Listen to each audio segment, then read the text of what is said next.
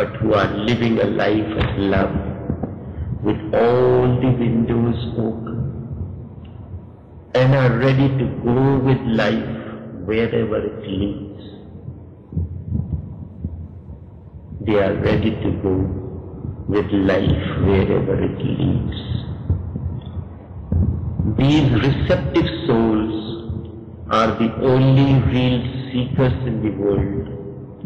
These receptive souls are blessed with their experience of Sundram, the beautiful rose that is opening in the heart of the mystic. These three words are so unique and incomparable. There is nothing parallel to them. Truth is the experience. Shivam is the action that comes out of that experience. And beauty is the flowering of consciousness of the man who has experienced truth. These three are the ultimate reality for those who are on the mystical path. Truth is the experience. Shivam is the action that comes out of that experience.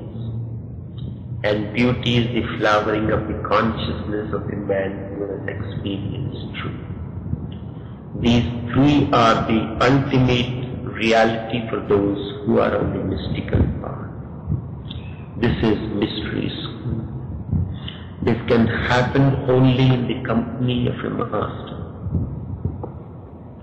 All my effort is not to give you knowledge, but to take all knowledge away from you, to make you so innocent, just like a newly born child who is fully conscious, sensitive, alert but knows nothing.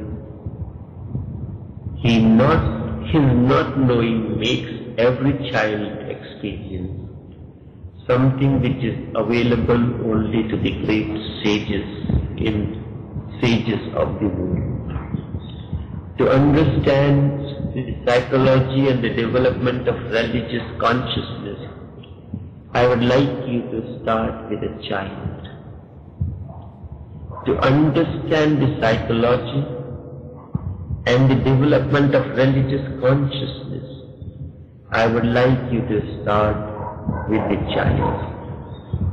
It is the child's experience that haunts the intelligent people throughout their whole life. They want it again. The same innocence, the same wonder, the same beauty, the same awe. It is now a faraway echo. It seems as if you have seen it in a dream. But the whole religion is born out of this haunting childhood. But the whole religion is born out of this haunting childhood experience of wonder, truth, beauty, and life in its beautiful dance all around. In the songs of the birds, in the color of the rainbows, in the fragrance of the flowers, the child goes on remembering deep in his being that he has lost a paradise. In the songs of the birds, in the colors of the rainbow, in the fragrance of the flowers, the child goes on remembering deep in his being that he has lost a paradise.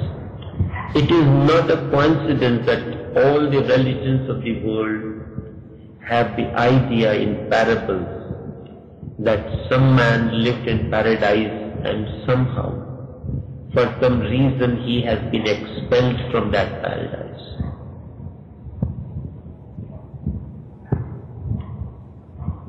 There are different stories, different parables, but each signifies one simple truth. These stories are just a poetic way to say that every man is born in paradise and then loses it. The retarded, the unintelligent completely forget about it. The childhood, the innocence of the childhood is the paradise that once was part of your life. The innocence of the child was the paradise you lived once. You belong to this kingdom of paradise, but you have lost it along the way.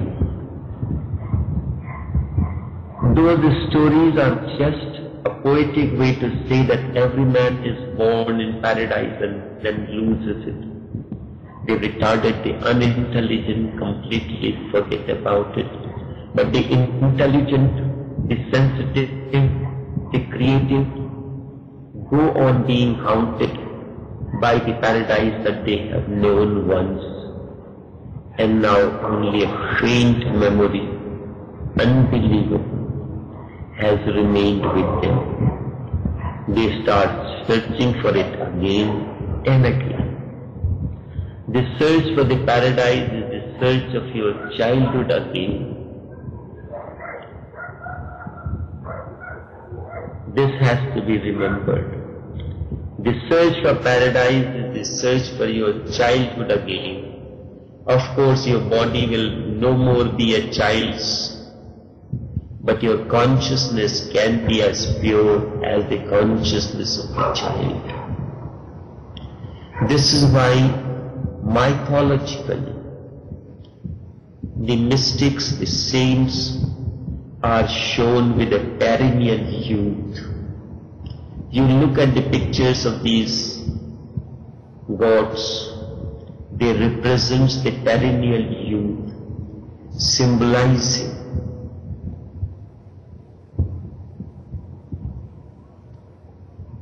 that your body will not be that of a child, but your consciousness can be as pure as the consciousness of the child. Mythologically, the story comes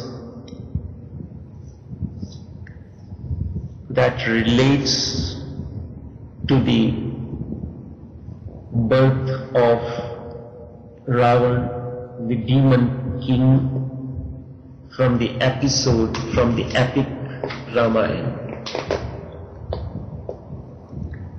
The four sages who were ancient,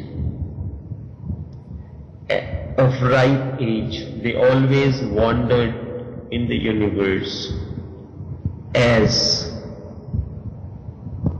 young boys, boys of 8 or 10 years of age,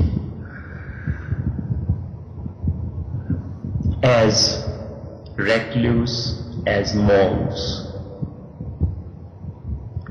The search for paradise is the search for your childhood again. Of course, the body will no more be a child's, but your consciousness can be as pure as the consciousness of the child.